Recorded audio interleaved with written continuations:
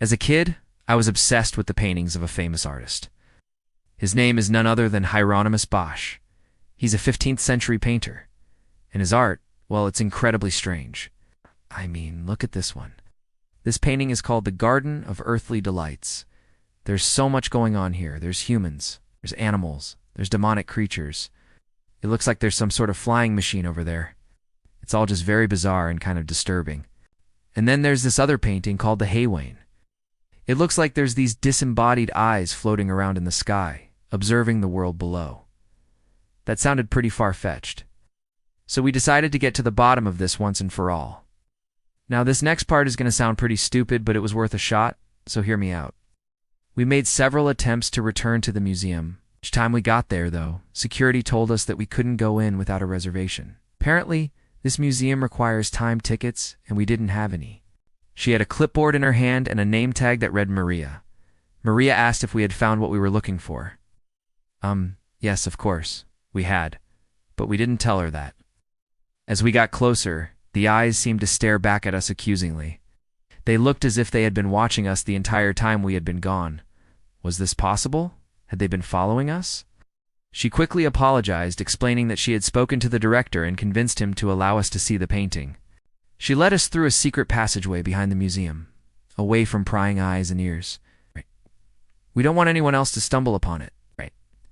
She explained that the museum had received reports of strange activity around the painting, but they had dismissed them as the ramblings of a madman. But now, with the help of some very special equipment, they could prove that there was something behind the canvas. We followed her until we reached a door marked with a red X. She opened the door and gestured for us to go inside. We tried to push the thought out of our heads. We needed answers, and only the painting had them. The eyes seemed to glow with an otherworldly light, and the smiles on the faces of the figures seemed cruel and mocking. It was clear that this painting was no ordinary work of art. It was a portal to another world, a world full of unspeakable horrors. Suddenly, the air in the room grew thick and heavy, and the temperature dropped dramatically. The eyes on the painting seemed to intensify, boring into our retinas with their cold, dead stare. Maria turned back to us, her face pale and drawn. "It's ready," she whispered. Instead, we asked if she knew anything about the eyes on the painting. Finally, we nodded our heads in unison and stepped forward. The moment we touched the painting, a jolt of energy surged through our bodies. The room began to spin, and the last thing we remembered was the feeling of falling. She paused for a moment, then replied, "The eyes. Ah, yes, I know what you're talking about. They're not supposed to be there." She sounded genuinely confused, as if she had no idea how they ended up on the painting. "I'll have someone take a look at it right away." We tried to explain that we just wanted to see that painting, but they wouldn't budge. We tried to explain that we had already been there, that we had made reservations, and that we had been waiting for weeks to get back in. Each time she told us no, but she insisted that we would be at the top of the list once it returned. Finally, after what felt like forever, Maria told us that the painting was back. It was roped off and no visitors were allowed. We tried to speak to the guard, but he wouldn't budge. He told us that we would have to wait until the museum opened in order to see it. At this point, we were beyond frustrated.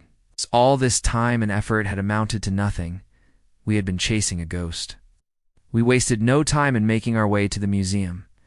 She apologized profusely, but said she was afraid that we would have to wait until the painting came back from restoration. We agreed and left the museum. Every single time we went, the answer was the same. No ticket, no entry. And not to mention that creepy-ass tree in the middle. Again, security told us no, but surprisingly, the curator of paintings reached out to us.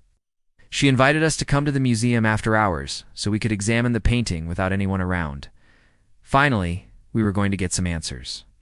My boyfriend and I headed straight to the museum. We were both skeptical, but excited at the same time. What if it turned out that we really were seeing interdimensional portals?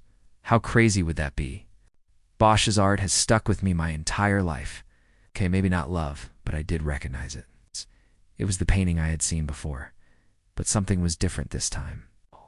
Now that we knew what we were looking for, we could see it clearly. There were dozens of eyes on the canvas, all staring directly at us. Some were big and round, while others were narrow and slitted. They seemed to peer into our souls, judging everything we had ever done with their cold, soulless stares. When I was younger, I would draw these kinds of fantastical scenes just like him. They seemed to stare at us for an eternity. We could feel their heavy gazes boring into us, analyzing every inch of our being. It was as though they were trying to communicate with us telepathically, sending messages directly into our minds. Their stares were so intense that we began to feel uneasy. We started to wonder if we should leave before things escalated. After all, we didn't know what would happen if those eyes continued to bore into ours. And though I stopped drawing when I got older, I still can't stop thinking about Bosch's art. I think about it often.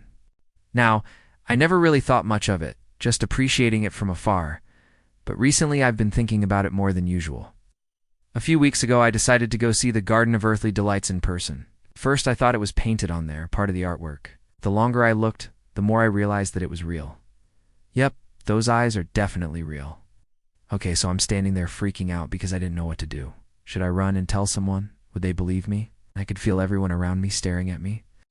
Was this some sort of joke that I wasn't getting? I felt helpless. I stood there frozen for what felt like an eternity. I went to Madrid to the Museo Nazionale dell'Al 900. It took me a while to find, but finally I saw it hanging on the wall. At first glance, it looked just like the copy I had seen online. But then something caught my eye. When I got closer, I noticed a small set of eyes staring back at me from the canvas. Then I did the most logical thing and pulled out my phone. I snapped a quick picture of the eyes and ran home. Once I got home, I showed the picture to my boyfriend, who is also an artist and loves Bosch as much as I do. But even he was confused by what he was seeing. We went back and forth wondering if we were crazy or if we were actually seeing something we weren't supposed to. Then we decided we should probably show this to somebody else. So we posted the photo on social media and asked people for their thoughts. Some said it was just a trick of the light, but others said it was proof that there are portals to other dimensions hidden in plain sight. Not wanting to give up, I contacted the museum via social media and explained our situation. When we got to the painting, it was love at first sight. We tried our best not to react, but it was difficult not to let our emotions get the better of us. Before we could make a decision, the curator returned. My boyfriend and I looked at each other. Was she really going to send someone to look at them, as if that would do anything? For the next few months, we checked in with Maria every couple of weeks to see if the painting was back. Upon arriving, we immediately made our way to the painting. But as we approached, we noticed that there was a barrier in front of it. But then something incredible happened. Maria appeared out of nowhere. The room was dimly lit, but as our eyes adjusted, we saw the painting hanging on the wall. It was even more eerie than we remembered. Maria turned to us and said, "I'm sorry it's taken so long, but we've been trying to figure out how to seal the portal." With that, she turned back to the painting and pressed a button on a device that looked like a modified radio. We stared at the painting for what felt like an eternity.